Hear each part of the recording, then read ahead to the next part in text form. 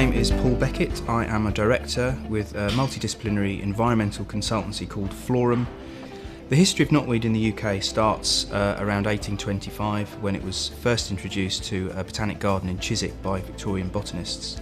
However, it didn't really take off until it won an award in Holland 20 years later, and then was planted in a lot more gardens.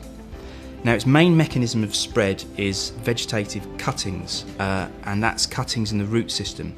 Knotweed is essentially a perennial root, and the root mass is a bit like an iceberg. There's an awful lot of below ground growth that you can't see. The crowns, which are the parts above the ground where the shoots emerge, belie the mass of root that can be several metres deep and several metres in radius beyond that crown. So it's very easy to take soil from an area that's affected by knotweed without you realising. And as we've increased the amount of movement of soil and waste through construction, through landfilling, and perhaps even the Second World War through movement of bomb rubble, that has really increased the rate at which knotweed has spread.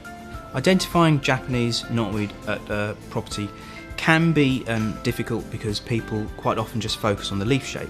There are lots of plants that have a very similar leaf shape to Japanese knotweed.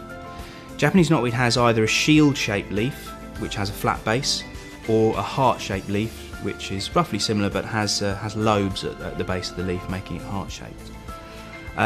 It also has bamboo-like stems, and by bamboo-like I mean it has rings on the stem. These are nodes that make it look like bamboo. But other than that, it has an alternate leafing pattern. So at each node there's an alternate leafing or stem arrangement. So at one node the leaf will come off this way, the next node will come off this way.